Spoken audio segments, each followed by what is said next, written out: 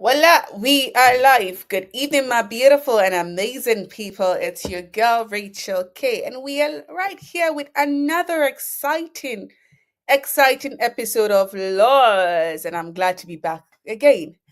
Happy New Month. At least this time around, I'm correct. So it's Happy New Month. This is our first meeting for the month of April. So if you're right here, drop a comment in the section box. Let people know we are live. Ladies with Stories is live and we are ready. Our guest is right here in the studio. Drop where you're viewing from so we can say hi to the people in your vicinity.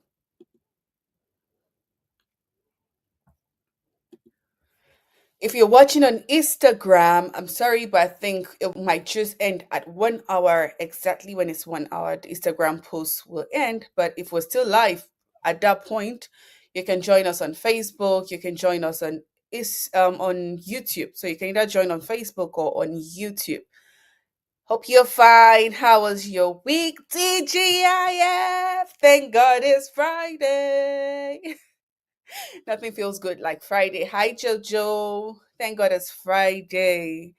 I hope you had a great week. If you didn't have a great week, we hope your weekend will be great. But be firewood. Try rest this weekend. You understand? Any one bed, go for it. Dress up, snap pictures and live the life. Only have one life to live. So take care of yourself and enjoy. Hope you're fine. Hope everybody is good, good, good, good, good. Please help us and share the video. Let people know we are live on your Facebook. Tell them we are live on Instagram. We are live on YouTube. We are live. So let's get started.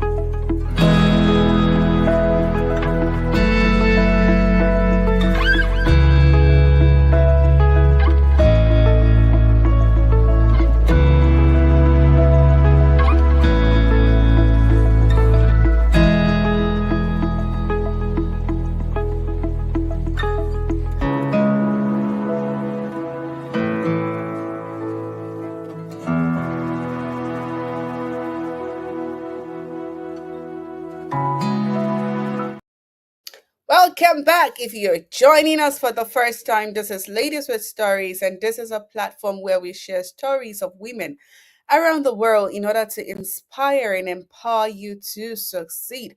We do share our stories fortnightly on Facebook, Instagram, YouTube, LinkedIn, and other places, but specifically, you'll find us on Facebook.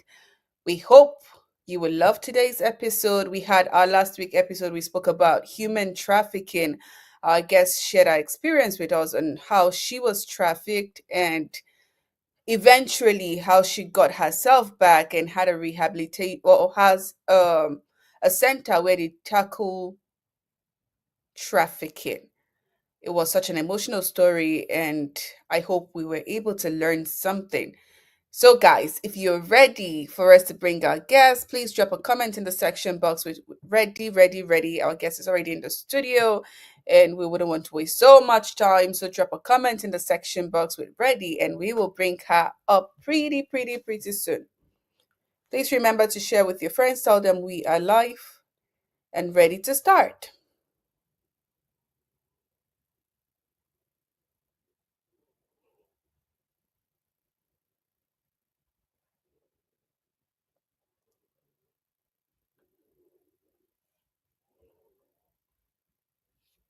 Ready, ready. Yep. Okay, so guys, our guest is here and she is a survivor. She is a writer. She thrives in her beauty, in her fashion. She has helped lots of people to heal from abuse, and we hope as she shares her story with you guys tonight, you'll be attentive and you will learn something. I hope so. So, guys, with a round of applause, a big smile on your faces, please make welcome our guest for tonight, Aziza. Woo! You're All right. Hello, welcome. everyone, Ladies with Stories community. Hiya! We're so glad to have you. Thank you so much for honoring us with your presence and your story. I know your story, they don't know your story, and I still want to know your story again. And we look forward to learning from you and unlearning and relearning again. So please feel free to go ahead and share your story. And please, if you have a question for her while she's still speaking, you can drop the question. And when it's time to ask the questions, we will ask her your questions. So please feel free to share your story. All right. Um, wow, it's something because getting just the request to just start going, it's like go all the way back to the beginning. Okay, let's out. Who are you? I am Aziza Kibibi, and I am a writer, published author. I am an activist for the protections of women and children. I am also a chef. I was a chef professionally for about 20 years, cooking, catering, working in restaurants. And I work for in the area where I live. I work for the county, and wow, I mean, I do so many things. I wear so many hats. I am a content creator. I'm a writer. I write content for social media, but I also write for film and television. I'm working on some projects there. I'm working on another book. I directed a short film. So, I've done a lot, I think, in the short life that I have lived. And the reason why I say that it's short is because most of my life was spent isolated. Well, yeah, at this point, it would actually be 50% of my life was spent completely isolated out of the from the world, pretty much, because my father, he was a famous music video director. He directed Killing Me Softly for the Fugees, which was very popular here in the US. And he was well known in the industry. He was admired in our community. He was looked up to by his peers. But a lot of them didn't know that he was a pedophile. He molested me from when I was started molesting me at 8 years old. Then he started raping me when I was 10 years old. I got pregnant for my bot. I got pregnant with my first child by him when I was 15 years old. And over the years, I had 5 pregnancies. 4 of them were born, and one did not survive the pregnancy, passed away in a miscarriage. So during that whole period of my life where I was completely under his control, he homeschooled me. He separated me from my extended family. So I was allowed to speak with my grandmother, my aunts, my cousins, and that's either on my mom's or my father's side. And eventually moved us away from my hometown, which was in Paterson, New Jersey, to East Orange, New Jersey, where he purchased a house, completely gutted it, tore it down, renovated it over again, and that's where we lived, primarily on a construction site. And the house we never saw the house finish. Now, through all of this, my mother knew, though she did not know that my father started what the point that my father started molesting me, which was 8. He told her that he was abusing me when I turned 10 years old, and the reason he gave her was that it was helping my skin and my health. I grew up very sickly. My father did not believe in doctors, and I was allergic to almost everything. And I broke out in rashes all over my body. I had untreated asthma. So I would have these points of my childhood where I couldn't breathe and I was just bedridden because I couldn't breathe. But because he did not believe in Western medicine, he did all of the treatments. He treated me and my siblings and my mom for any ailments that we had. Well, one of his treatments that he told my mother was that him sexually abusing me was supposed to help my health. So that's the reason he gave her. Then at some point, he also started molesting me with one of his girlfriends. He was polygamous. And I know, considering the audience right now, a lot of people think that because his name is Aswad that he is Nigerian or from an African country, but he is not. He is African American. His name was Eric McGill, but he changed it to an African name. So, however, he completely respected and embraced his African roots and decided to live a polygamous lifestyle. So he was legally married to my mother, but he also had girlfriends. So I grew up with seeing plenty of women in and out of our home at various times. Some stayed, some had children by him, some then left and went on, some stayed for years, some stayed for a couple of months. But one of them specifically that stayed for years, my father also had her molest me as well. So they would molest and abuse me together.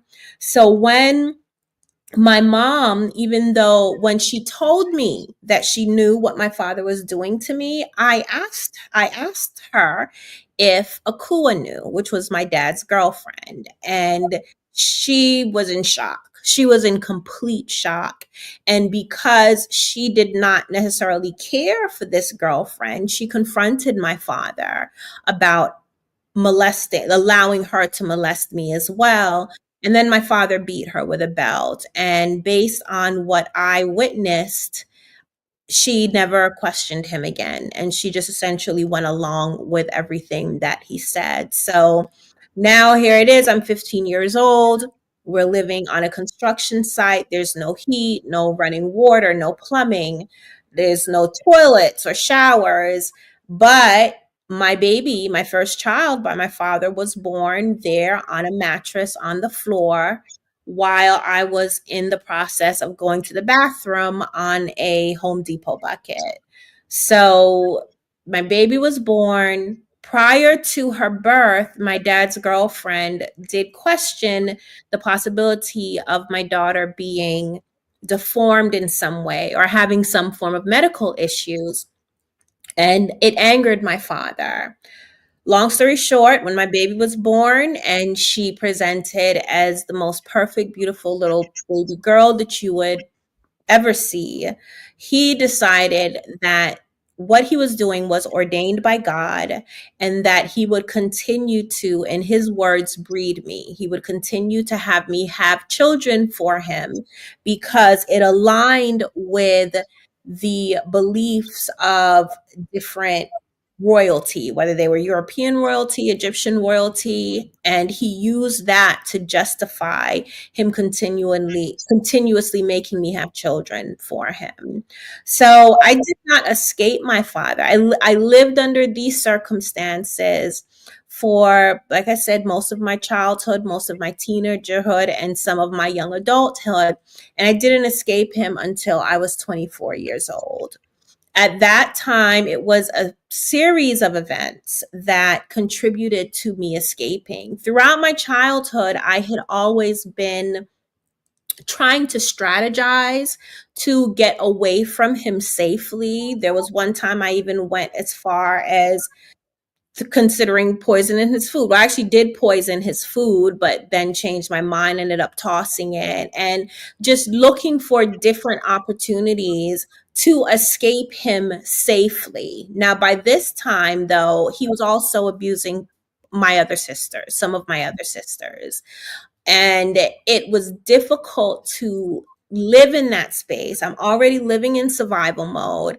But at the same time, one of his grooming tactics was to create this distrust amongst all of the girls in the family and all the family members. And I mean, he trained my brother who was the next in line after me. I'm the oldest out of all of my siblings.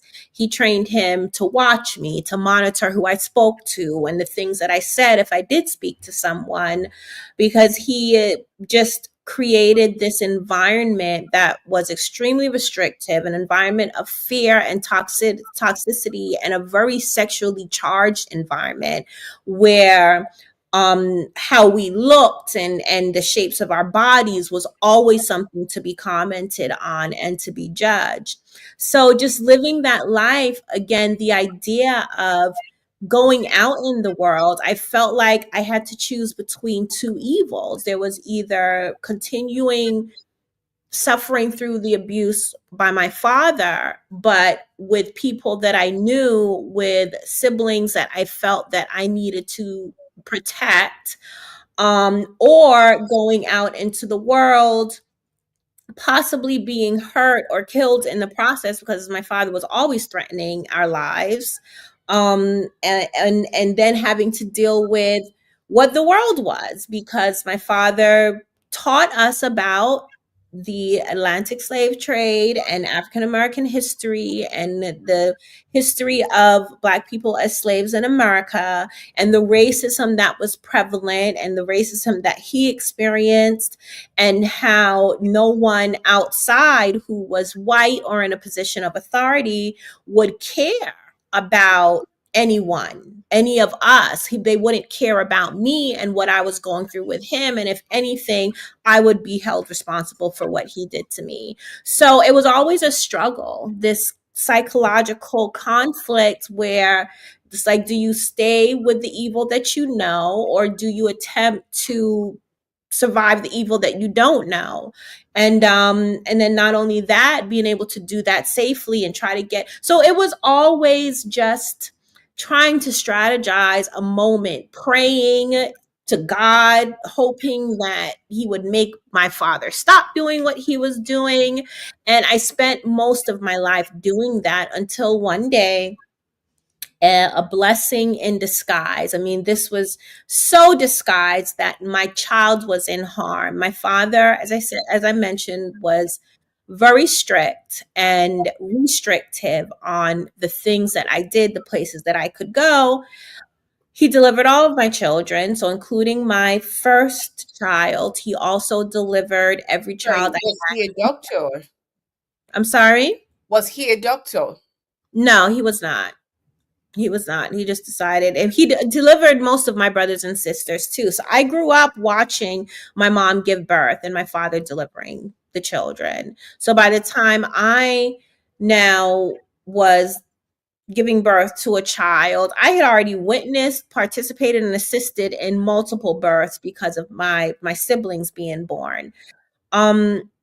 Anyway, so now this day came. My father was on a he was on a business trip, and my brother, who was one of the other adult siblings in the household, my father had kind of sent him out to make money for the family through the video production, through doing special effects and editing. And he would come back home every now and then as like a check-in. My brother was sending the money that he made back to my father, and he happened to be visiting on this day that my father was out of town. And my sister, who had been with my son, so this is my last child, my first son by my father, he was upstairs asleep, and she screamed and said that he wasn't breathing. It turned out that he was having seizures. That's not what I recognized at the time, because I knew nothing about what he was going through. And my brother convinced my mother to allow him to take me and the baby to the doctor. Long story short, turned out my son was severely malnourished. He had a deficiency in calcium and vitamin D, and had started formulating rickets and rosaries. And his brain was misfiring, so he was having seizures because of the deficiency. And this was during a period that my father was not letting us go outside, and he had restricted our diets and put me on a very strict regimen on doing work for his companies before I was even allowed to feed my son. So I understood at that time, well, it made sense to me, because I knew that he really wasn't being nourished the way that he should have been. My mother called my father when all of this happened. He got on the first plane back. He was back home within a few hours, came into the hospital and went off on the hospital staff, started cursing them out and threatened to take my baby out of the hospital against medical advisement. And it raised a red flag for the hospital social worker. So they ended up contacting DCPNP, which is the child services here in New Jersey.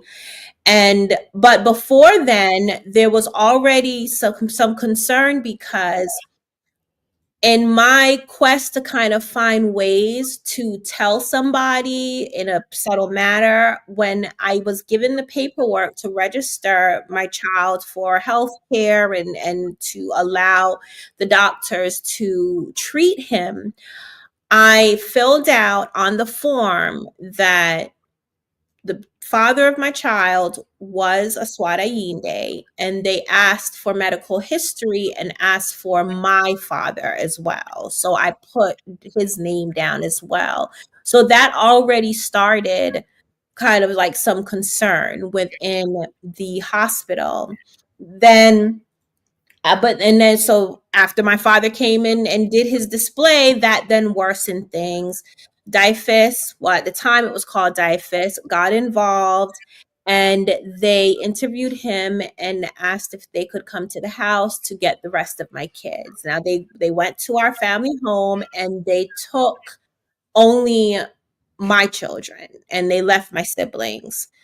Brought my children to the hospital, started treating them and analyzing them there, and they determined that they was taking custody of them away from me. They did not assist or help me. The caseworker was extremely racist based on the things that she said, which for me just reinforced all of the things that my father told me Yeah. about what the system was like and how they treated Black people. So I lost my children to the system. My father continued to abuse me through that time. He raped me again. I got pregnant again. With that pregnancy, because there were opportunities, I had more opportunities to be in the presence of nurses and doctors and social workers. He became concerned and always he either accompanied me to any interviews, he was present anytime I spoke to anybody on the phone, or he sent my sister to monitor and watch me. So there was this one time I did go for a prenatal checkup because it was mandated by social services that for this pregnancy I had to constantly I had to get prenatal care. And I had planned, I was trying to wait for a moment when my sister wasn't around to talk to the nurse to tell her what was happening, and another attempt at a cry for help. And my sister suspected, spoke to my father on the phone, told him what she thought I was doing, and then he came and picked us up. And he told me that he knew what I was trying to do. And to prevent me from doing that, he was taking me away from New Jersey to deliver the baby. So he ended up taking me to Florida and delivered her on the beach on a campsite in the Florida Keys. So we get back. And just me trying to figure out, yes, I am a young adult, but all of these stress factors, trying to get my kids back. At the same time, I knew that I could not get them back and bring them to the toxic environment that I grew up in. So it was just about trying to figure out, who was available to help. And my father actually had a police officer, an East Orange police officer, as his best friend. Now, after my first child was born, she turned 1 years old. Our house that we was building actually got hit by lightning and burned to the ground. And we stayed in my father's best friend's home temporarily until we found somewhere else to live. So even through that, it was difficult. Like, I thought about telling him, but at the same time, this is my father's best friend. I had already experienced, even with my mom, there are times that I asked her, can we run away? And anytime I questioned something or challenged something that my father was doing, she would tell him and I would suffer consequences. So trying to find someone who I had access Yeah. to that I thought would help was extremely difficult. And that opportunity didn't come until now, years later. My children was in foster care for I think about a year and a half. And there were signs that every time we went to court to do a status update, there were signs that I would be getting my children back. So I knew now it was even more urgent that I had to get away from my father so I could bring them home to somewhere that was safe. And it's something how God works. My father ended up meeting a spiritual leader in the Yoruba belief system, well, in Ifa, and he completely respected and revered this man. And I had never seen my father humble himself to another man ever. As far as my father was concerned, he was God. He even went through a point where he told us that we could not pray to God. We had to pray to him, and then he would Wow. give our messages to God. So here I was at a time in my life, and I'm meeting someone. My father gets into not only a personal relationship and a spiritual relationship, but also a friendship and a spiritual relationship, but also a business relationship with this person that he completely looked up to and humbled himself to. And he actually let me speak to him on the phone by myself without me being monitored. So, what do you think I did? With everything. I took that opportunity and I told this man, because my father by that time was introducing me to everyone, to any celebrities that he met, people that he worked with. If I was ever around, because I did a lot of the cooking and catering for his business, if I was ever around or seen, he introduced me as his young wife. And this is me, I'm 17, 18 years old. So now he allows me to speak to this man, and I tell him, I said, I am not his wife. I'm not Aswad's wife. I am his daughter. And I went through the whole history of everything that my father had done to me. Now, it turned out this man had some kind of connection to law enforcement, because then the next thing I know, he took my mother to report domestic violence against my father. And but before all of that process, because getting protections orders, things like that, they take time to process. So as he was kind of strategizing to see how he could help, there was a moment where my father was about to take my little sister into the bedroom in the home that we was living in and rape her, and I stood up to him. Something just came over me. I know that it was a combination of the confidence that I had built up through educating myself about what pedophilia was, what domestic violence was. And that's why again I say, it was devastating for me to have my children taken away from me. However, I understand that it was also an opportunity for me to learn about the world and learn what would be available to me, and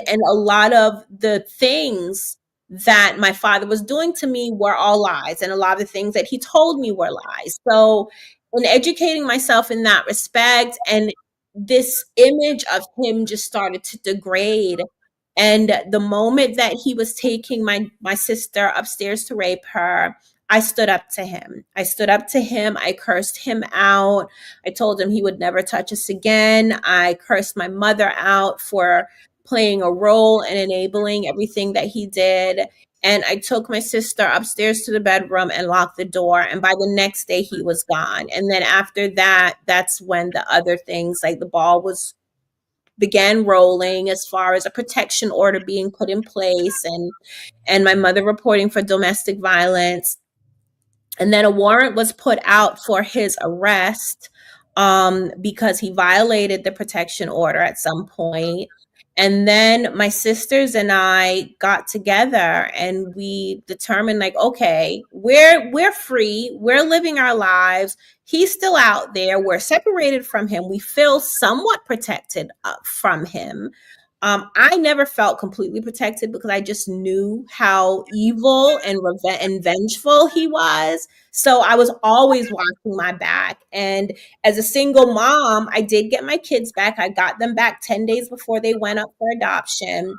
And here I am now raising two daughters with special needs and a young son and and another daughter. Um I was vulnerable. I knew I was vulnerable.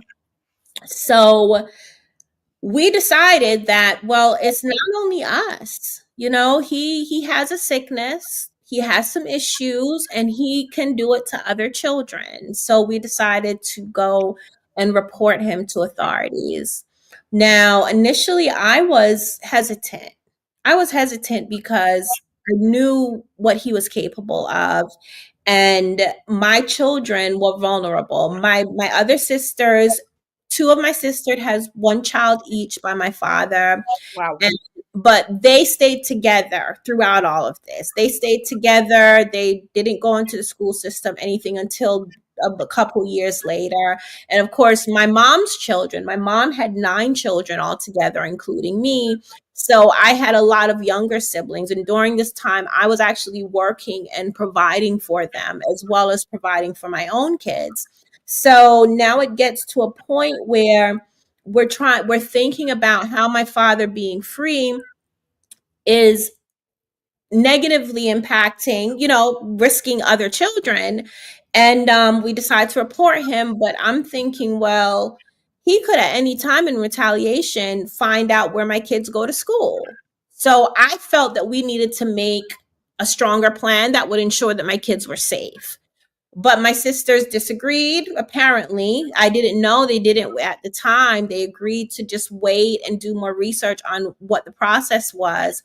But then I got a phone call and was told that they went anyway. And then that's when I went and I made my statement, and a warrant was put out for my father's arrest in 2005, and he was arrested in 2006, and he has been in jail ever since. My sister testified against him in court in 2010. He received 40 years in prison, and I testified him in 2013, and he received another 50 years. So that's like 90 years in total. Yes, 90 years in total. It was a very challenging. It was a very challenging experience because we were adults. We went through different judges because their first question is, well, why did these girls wait until now to report him? And if any of the it was tough proving that he started abusing me at such a young age. Proving that my children were his, of course, was easy. They just took DNA tests.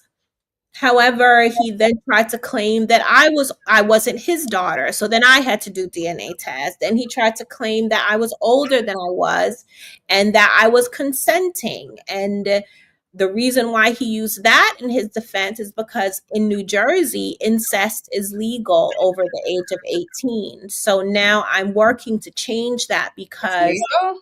Oh, yeah, because it greatly affected the process of his of bringing him to justice. He essentially was charged and convicted of many crimes that he did when I was a minor, but it completely disregarded that he was still abusing me and raping me as an adult. But according to the law, well, as far as incest is concerned, I was an adult and there's no way to prove that I was consenting. So I'm working now to create a bill, a law to change that in New Jersey because there are 48 other states. All incest is illegal across the board, but in New Jersey and Ohio, it is currently legal. Um, wow, I think I need a drink of water. take a break. Yeah, I was not saying that. We can take a break and we will continue after the break. Yeah. Yeah, could you please?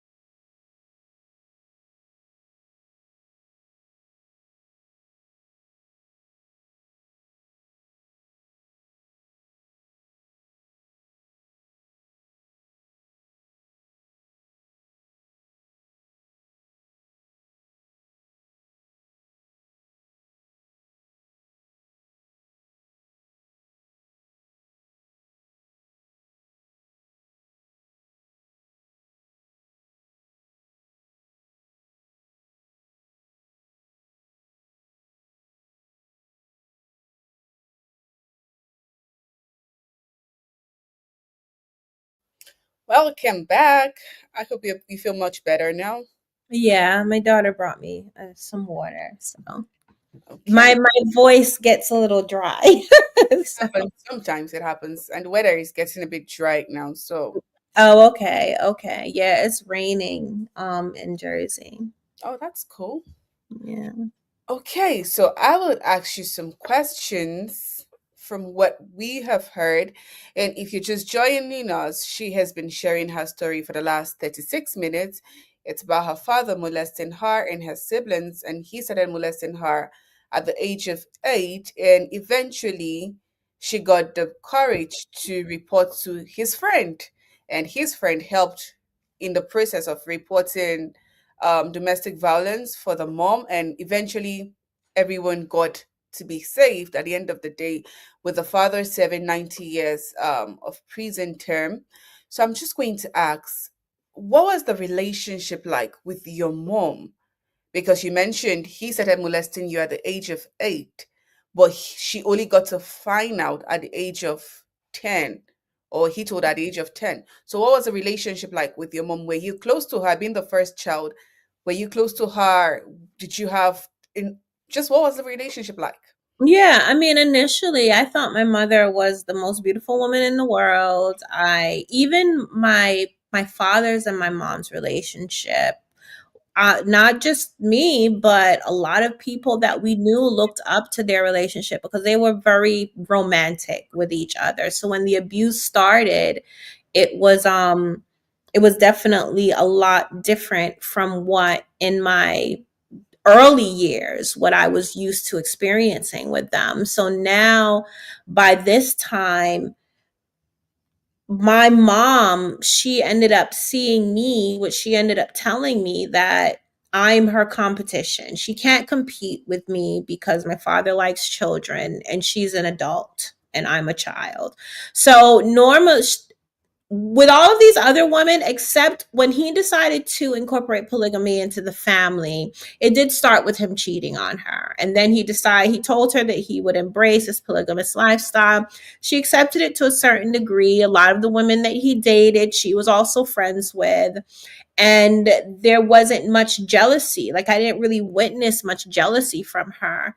But then when it came to me and she told me this, it was after she started showing me animosity. She was always yelling at me for things. I felt like anything that I did was just not good enough for her. She became more strict. He would have me up all night molesting and raping me, but then she required me that I was up early in the morning helping to take care of the kids. So it was this constant kind of battle between them because he uh, he made me the sexual object to him, and but I was still a child. I was still his child. And then he crossed over this line where, well, he crossed many lines, of course, but then he started punishing me during sex for things that I would get in trouble for during the day. And then my mother contributed to that because of her resentments. Then she would complain to him about me and my attitude and the fact that I wasn't bathing or taking care of myself. And the reason why I wasn't doing those things because I was being abused. And I thought that if I made myself unattractive to him, then he would stop abusing me. So, and I mean, think about at that time, I didn't know, I didn't know it was abuse. I wasn't using the word abuse in my head. It was just, daddy likes pretty girls and he had sex with pretty girls. So that's why he was having sex with me. So then I tried to make myself unpretty. Um, and all of this just created a lot of, uh, what's the word? A lot of contention between me and my mom. Now I understand that mothers and daughters, their relationship is kind of can be kind of fragile anyway, because when the daughter starts entering puberty and feeling herself and feeling more mature, yes, there can be challenges. But there was this whole other layer where my mother resented me for taking attention away from her.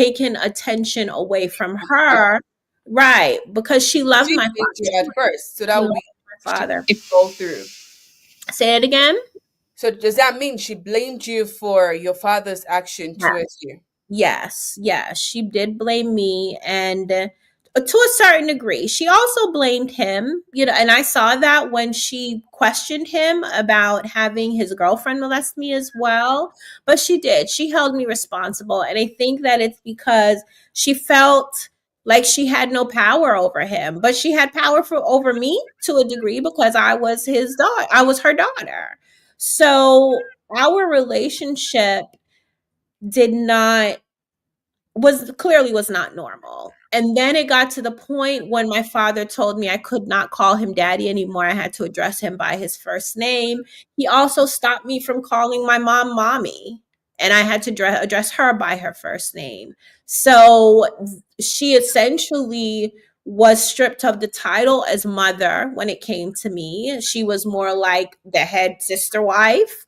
That had an effect on our relationship. There was no mother-daughter relationship, essentially. I still saw her as my mother, yes, but that's not what the behavior and the structure of our relationship was. After I got away from my father, because I missed having a mom, I I made the decision that I would try to build a relationship with her. And then even through the process, learning about the effects of abuse on a woman psychologically, I took that into account and I felt like, well, maybe we can rebuild from here. And we did become very close during that process. However, I mean, she was my best friend. However, she always had resentment towards my kids because my father labeled them as his royal blue blood children. And the comparison was her kids who he was beating and raping. So he did not touch them. He did not slap them. I remember there was one time my second daughter, he would play this game with her where he would force his finger in her mouth to bite him. And I would ask him, doesn't he think that then she's going to start biting other little kids because it's a game? And I had other little siblings. Like I had a baby brother at the time. So it actually happened. She bit my little brother. He was maybe a year old and she was 2. She bit him and my father saw it and slapped her as a reflex. But because he was decided that he would not put his hands, even though he believed in corporal punishment, I grew up being beaten as a form of punishment. If I did something wrong, I got a beating. He decided he would not apply that parental philosophy on his royal blue blood children. So he slaps her out of reflex for biting my little brother. And he was so angry with himself that then he turned me and beat me. He got a belt and he beat me so bad, Racheal, Oh, because he felt that I should have done more to teach her not to bite anyone else, even though he was the one causing yeah. causing her to thinking that it was a game. So yeah, so a lot of the animosity that my mom had, it was towards my children. And then even though we did build a good relationship and we seemed to be healing progressively after escaping my father and after he was convicted, I did notice that she treated my kids differently from her other grandchildren, because now this is years later, and my sisters have had relationships and are having kids, of their own. And she started treating my children differently. Better or worse? Worse. Treated them differently in a worse way, like the way she spoke to them, the way she yelled at them, her mannerisms with them. I mean, when Christmas came around, it was very obvious who who she favored. And other things just happened in our lives where she was not supportive.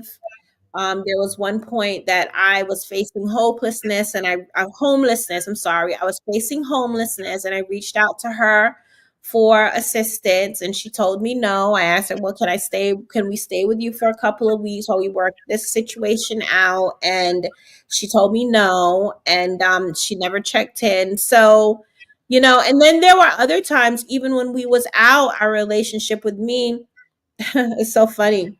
There was this guy that she had a crush on that she saw on her way to work.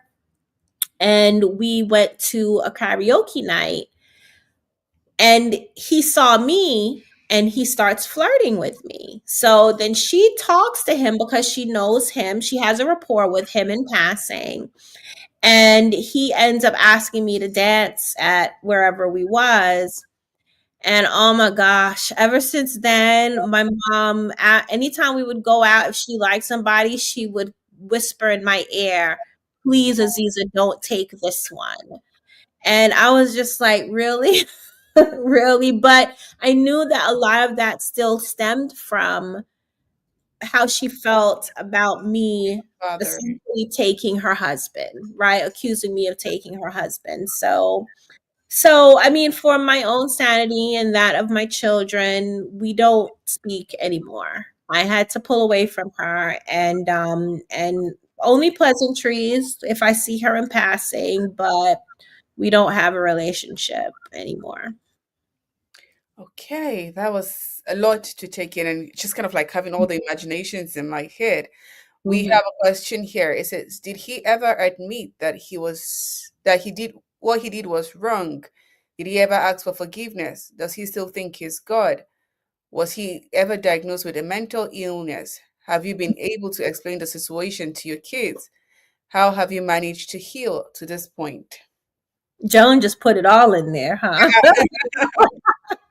She just put it all in here. So question one, no, he never admitted to what he did was wrong.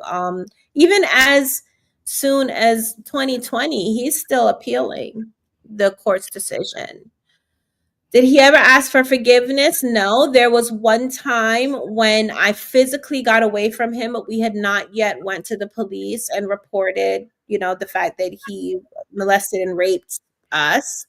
My aunt, who was his sister, gave him my phone number and he called me and he apologized for a lot of things, a lot of the physical abuse. And after all of that, after he sat there on the phone and he said he's so sorry that he hurt me and he's going through things all pertaining to physical abuse, by the end he said that he was in love with me and he wanted us to be together.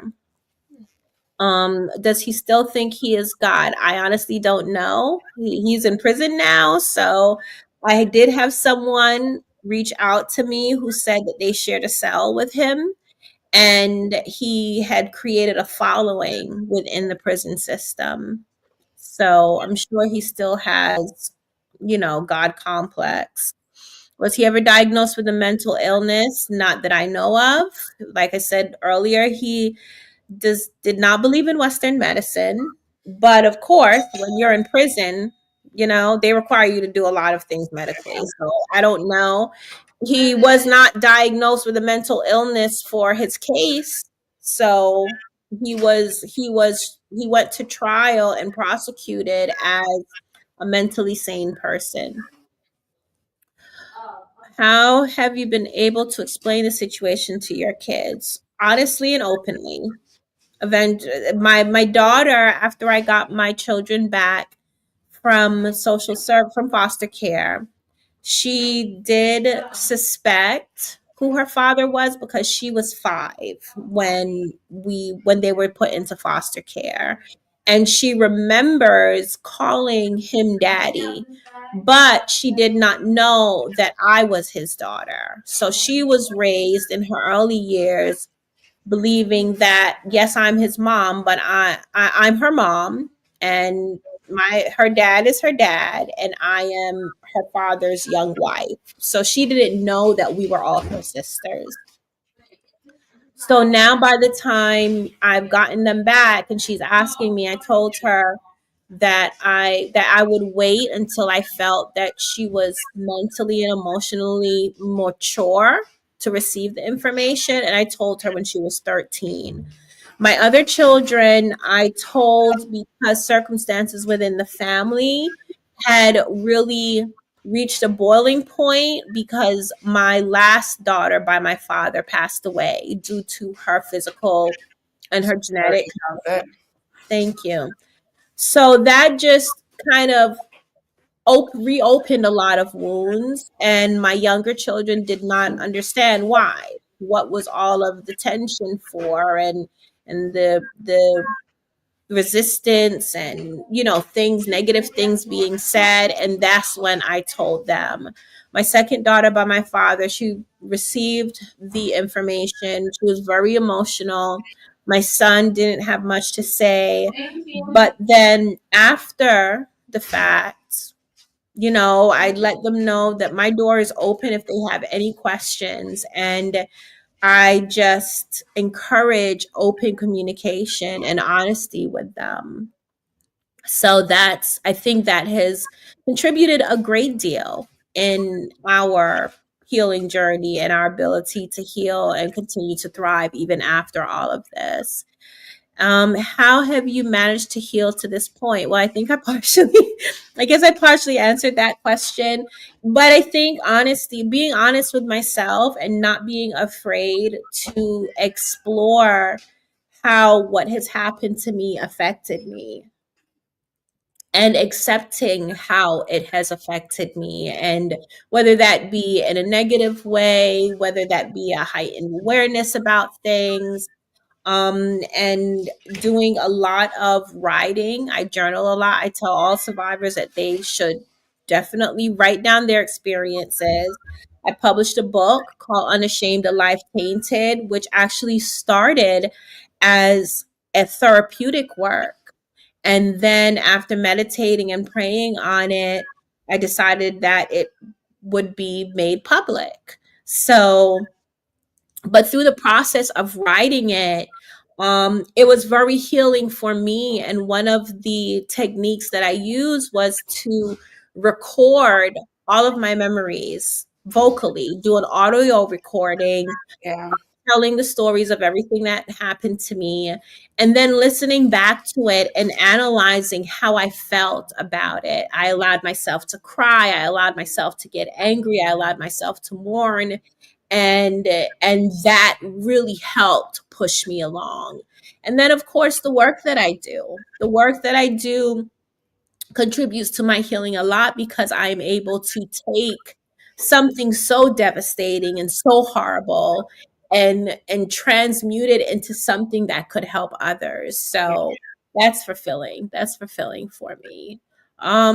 Let's see, I dance, I am creative, and all of those things are outlets for transferring the negative energy and the trauma into something else, and having that control and that power and recognizing that I have the power to do that, of course, is extremely healing and helps contribute to my confidence. Thank you. We'll give you some time to take some break. Mm-hmm. Okay. Was there ever a time you were comfortable, you got to that point of let it be when the abuse was going on? What do you mean? When you say let it be, what do you mean? Like you just felt you couldn't push it further, even though the end result speaks different. Like you were never comfortable. But was there ever a point where you just felt like, okay, let me just go on with this? Because I've heard stories Oh, of people that from abuse, is rather than fighting, it's just be like, okay, I'm just comfortable with it. Let's let the ride go on. right. So I mean, yeah, even though I was never comfortable with it, I accepted it. I started to believe what my father said, and that it was God's will. And I tried to accept. I'm sorry, that's my cat in the background. It's He like, is let me give you a reason to yeah. smile. Can you give me a moment? I need to tell one of my children to put him away. He Fine. suddenly got very vocal. Um, Arish, oh, can you tell Uriel to let him in the room, please? Oh, is he? I thought that's why he was crying. I mean, okay. Well, he stopped. If he stopped, then it's fine. Sorry, his Krishna is very vocal. Okay. What was I saying? Oh, yes. Yes, and it was more in my teenage years. In my teenage years, there was one time my father, like I said, if I did something wrong during the day as a child, whether it be my chores or what they call disrespectful or lie. I didn't lie very often, but my sister got me in trouble a lot. It was her mission. I call her my arch nemesis because it was her mission to get me in trouble as much as possible. And part of that was because she became jealous. She didn't know that my father was abusing me, but what she saw was him showing me extra attention. Right. So she became jealous. She tried to make up things so that I would get in trouble. Anyway, and then that would translate in my father's abuse. Instead of me just getting, I mean, I would also get grounded and sent to my room as well. But then he would also use it as an opportunity to abuse me sexually, or to painfully punish me sexually. So there was this one time he loved he loved Junior's cheesecake, and Junior's is it's called Junior's Famous Cheesecake in New York City, and he would buy the cheesecake, but the kids weren't allowed to have any because according to him, the flavor and the appreciation of it was too mature for our underdeveloped palates. It's something how I remember those exact words. So I decided that I was going to sneak some of his cheesecake in the middle of the night. And it's when I thought him and my mom was down to sleep. I go into the refrigerator, I'd use a fork and I'd scrape just a little thin taste to taste it. When I closed the door, he was there. Ooh. He caught me. He was there. He grabs me by the arm, hits me over the head, drags me into the bathroom, and he sodomized me for the first time. So that then, of course, now this is different. In the early days, the molestation was more seductive. He was convincing me to stay quiet or making me feel special and telling me this is what all fathers did with their daughters. But then as I got older, definitely after he penetrated me for the first time, he became more violent and he would beat me during sex and choke me, and so it just got worse. And then the times that I tried to fight him off, it made it worse. he beat me harder. He choked me harder. So it just made it worse. So fighting made it worse. And I got to a point where it was easier to tolerate him raping me without me resisting Mm. than it was to the pain and the results of it if I was to fight back. So I stopped fighting, and in that way, probably when I was like 12, 13. Definitely after that incident with the cheesecake, then I became a lot more docile. But so as far as like accepting it, yeah. And it was in different stages. Sometimes it didn't last very long because then I turned 12 years old and I'm trying to figure out, well, how am I going to run away? I packed all my bags. So there was always, it was like it would be up and down. And it really depended on his moods, his actions, opportunities that I saw. And then after I got pregnant the first time, that was another point of, well, this is my life. I guess I have to accept this. Um, and then my daughter was born, and I went back to looking for ways, trying to figure out, well, how can I get out of this? So it was a lot of up and down with that. What is the relationship like with your sisters? So it's different. It's different. This the abuse in a family is whether it happens to one child, if there's multiple children in the house, or multiple children, is devastating for the relationships between the children. So, as I mentioned with my sister, she became jealous of me because she was seeing my father take me out with him, but she didn't know what he was doing to me when he took me out with him. But for her, it was just, oh, why does Aziza get to go everywhere?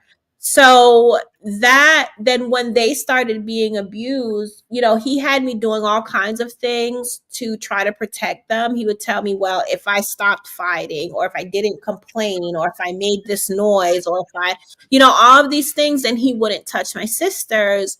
And I was able to hold him off for a good 4 years. But then I walked in on him abusing my sister. And by that time, he adopted this idea that he was going to keep all of his first four girls,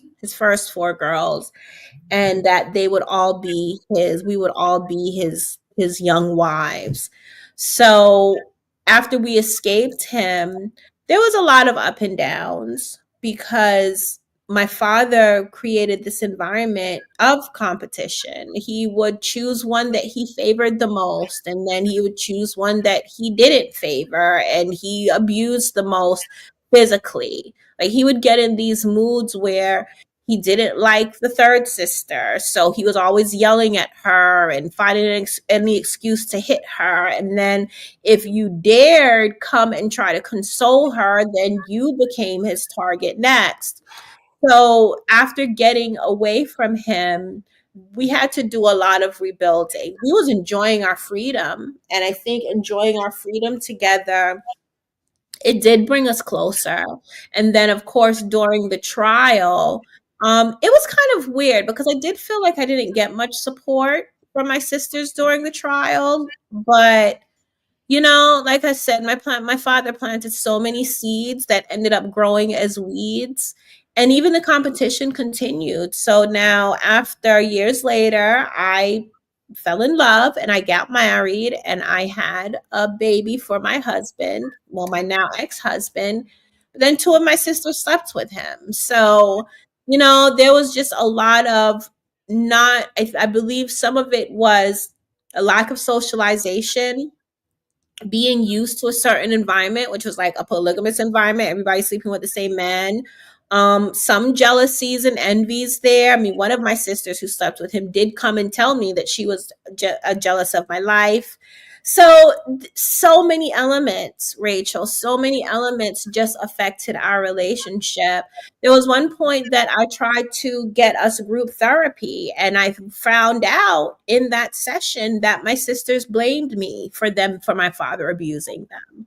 So that, so then I know, I'm like, okay, so there is this whole other underlying thing going on. Anyway, so at this point in time, that the sisters that weren't abused had their own thing going on. I had one sister who wasn't abused that told us we should get over it, and she's tired of hearing it, and I'm making things up. So it's just a lot. It's just a lot. But now I have a relationship with one of my sisters. We speak and see each other, we speak to and see each other regularly, but the other sisters, one of my sisters disowned me. It's a lot. I mean, my father really destroyed a lot of lives. He really messed up like a lot of lives. So but they are living their lives, they are successful within their paths that I know. I think considering what they have been through, they're doing very well for themselves. We were not a group of girls that um turn to drugs, trying to manage our, because that happens so very often. I do know that there was, different times. My sisters, some of my sisters had different experiences, but I do, that's their healing journey. And out of respect for their privacy, I don't talk about them a whole lot. So, but they're doing well considering. They're doing well considering. Okay, so we have another question. It says, what's your background as far as ethnicity? How old is your mom? Do your children want a relationship with their grandparents despite the circumstances? So, okay, before I ask that question, Rachel, I know we didn't speak about an endpoint, but I do have to get off at 3:30, just to let you know. Okay, we're almost wrapping up. I just have two questions and we're almost All right. very about that. Background as far as ethnicity, my mother is from England. My grandmother is Jamaican. So her mom is Jamaican. My father has somewhat of a mixed background. Like I said, he's African American, as descendants of enslaved Africans, and enslaved Black Americans. There's all kinds of stuff mixed up. I do know that there's Scottish and Irish. And my great grandmother told me, I didn't know him, but that her husband was East Indian. She's no longer with us though, and he had passed away by the time, she told me that. We've always wanted to do kind of like a 23andMe or ancestry.com or something to see. Um, but yeah, but that's basically it. So Jamaican on my mom's side, African American on my father's side. How old is my mom? I think she's 63 now. I believe she's 63 now. Do your children want a relationship with their grandparents despite the circumstances? So, okay, so keep in mind that, so I have to, so I need some clarification on that, because their father, which grandparents are you talking about? Because their father is also their grandfather, right? So are you including him as well? As far as my mom, no. At this stage in time, they do not want a relationship with her. I do believe that if she was to come and apologize and open up communication and explain, they might be amicable to the conversation, because I mean, you want to get along with your family. It's like a community. You're kind of alone in the world if you don't. And even for my kids, because they are a result of inbreeding, their ancestry has been cut off. So it's limited. So normally, two people meet, two families are coming together. That's not the case with us. They only have what my family is. There is no outside person that they have family with. So I think that family is more important and more detrimental to them, because it's been limited.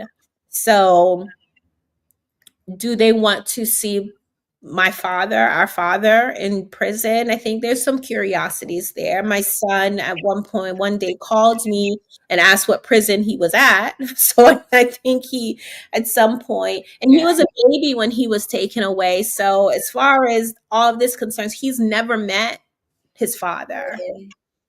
So, Yeah, I your think body, that was him just verifying the parents when you asked about that. say it again.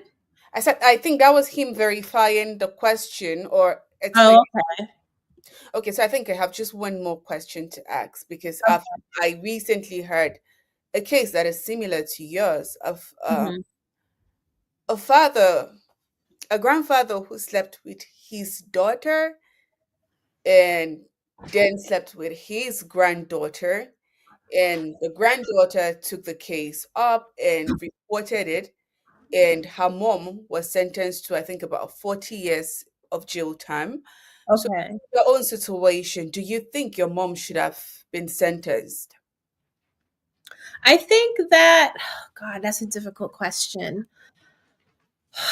Well, because I kind of felt like her own, in this very case, it was different for me because I felt her mother was also abused. And considering the abuse her mother went through, I didn't think she was able to make clearer choices. Rather, I felt it should be her grandmother that should be arrested because Mhm. the grandmother left the daughter and the daughter married the father and the Right. father now molested the daughter, the granddaughter. So it's more Mhm. like my grandfather is my father. I don't know how to put it. Have Yeah, I the understand. father.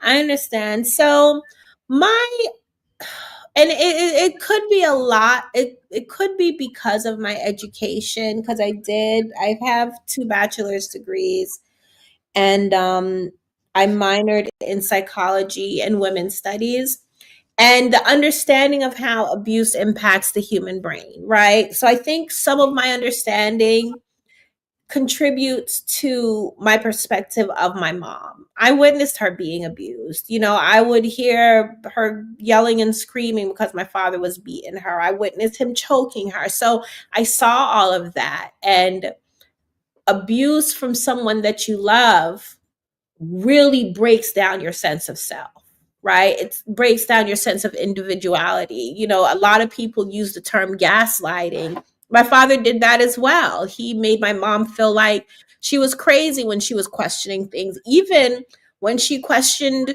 him about what he was doing to me. He never told her everything. When he was already raping me, when he told her he was only molesting me. So, you know, there was a lot going on with her mentally. So in that respect, no, I don't think that she should have went to jail. Because I don't think jail would have rehabilitated her. I'm not a vengeful person and I don't like seeing people suffer. So it's not something that I would wish on her. I think that she needed help. You know, I think that she needed assistance and support. And I think the world in general, especially government systems and social systems, needs to support women more because we are vulnerable to men who are abusive. And I do think that the impacts of abuse should be studied more because there is a lot of effects that aren't being considered. So when we did report my father here in New Jersey legally, my mother would not have been charged because she didn't break any laws. Her witnessing my father abusing us and not reporting it broke no laws in New Jersey. As of 2019, that has changed. So now, you know, if you have a mom in a household and the husband is abusing his daughters, if they don't report, they can be held legally responsible. But back then, no, that wasn't the case. So, as far as my personal feelings, it's not like I want to see her punished. That's not my spirit.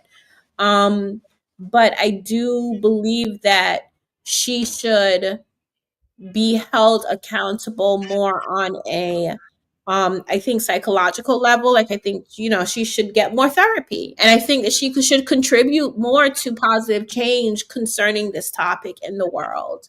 So, Thank you. I think that will be all the questions we'll take since you have to go. Um, thank you, Mima. we've got lots of thank yous and all that, but I just want to say thank you so much. You are really, really a strong person, and it's been so hard hearing it and not tearing up and all that. I just want to say thank you for inspiring the world. Thank you for sharing your story. I know that these are not common stories that we hear every day, but these are the realities of people Mm, around us. We may not be able to bring everyone, or everyone may not agree to tell you, but you are indeed very strong. And I pray that you continually heal and your kids that they will love you the more. And I pray you have a better relationship with them than you thank, did with your mom. So this is me saying thank you once again, and we look forward to having you another time sharing thank on you. your journey and how your bill passed through. We want to see that change in New Jersey because I feel that is just absolutely wrong. That Yeah. is wrong. That is wrong. Yes, and I would like to, I mean, anyone can sign the petition just to, it is available globally online. If you go to preciouslittleladies.org, then you can find some information there about the work that we're doing to change the law. It's going to be called Aziza's Law, and you can contribute your voice to, convince the lawmakers here in New Jersey that yes, this should be changed. So. Absolutely. We're heading off to go help you sign that petition. Thank you so much for being on the show. And this is us saying good night to you and oh, good evening to you. Thank you. And good night to everyone viewing from Nigeria or any part of the world. Goodbye to you. Bye. Just everyone, bye. Have a good night, Tress. Good night, All right. everyone. Good night, everyone.